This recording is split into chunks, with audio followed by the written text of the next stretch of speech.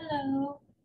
So today I felt called to send a little bit of sound healing for those that might be a little bit imbalanced in the root, the throat, and the brow chakras.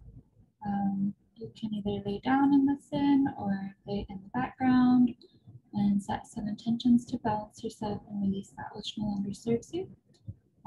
Chiron recently went retrograde, and with Chiron, that's the planet that, or asteroid that shows up in our astrology chart to show us where we are the most wounded in life from past lives that we've carried over into this life, which would kind of be like a really heavy samskara. Samskaras are energetic imprints. And with Chiron and retrograde, we're really called to go inward, and the retrograde goes on like a subconscious level instead of like externally. This is a good time to do shadow work, or what I call soul work, and this is a good time to journal, and applaud yourself for any breakthroughs that you're making, and be kind to yourself if you have any moments where you kind of digressed, and just really analyze what's going on in your life and where you would benefit to walk away from things, or where you would benefit to maybe put a little more energy into it. Maybe it's easier for you to be detached from people, but now is the time for you to, like, in my case, heal the Chiron wound of family abandonment. So now it's time for me to put myself out there and allow myself to enjoy the love and nourishment that I receive from people that I've turned into family instead of pushing them away. You can look up your Chiron by going to Google and typing in Chiron birth year, and you'll be able to find yours. Hopefully this helps. And the reason I chose these bowls is the root chakra has to do with their relationships and survival, which Chiron's probably going to be programmed into most people's root chakras on a really deep cellular level. Throat chakra is expression and beginnings, and introspection is like going into like a new beginning whenever it's done mindfully with like retrogrades and stuff like that, like cycles and transits and stuff could be considered expression, transits, or expression and beginnings. And the brow, like, it's important to be able to view and see things internally with love. Like, love in the past is important, love in the present is important, and love in the future is important.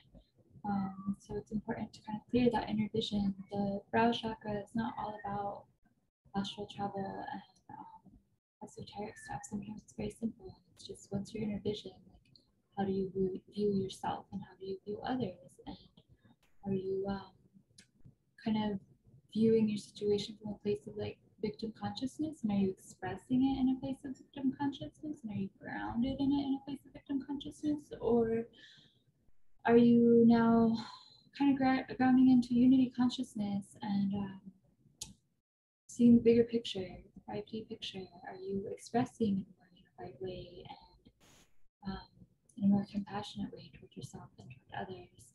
And are you seeing compassionately yourself and others? So yeah, anywho, I hope all of this helps.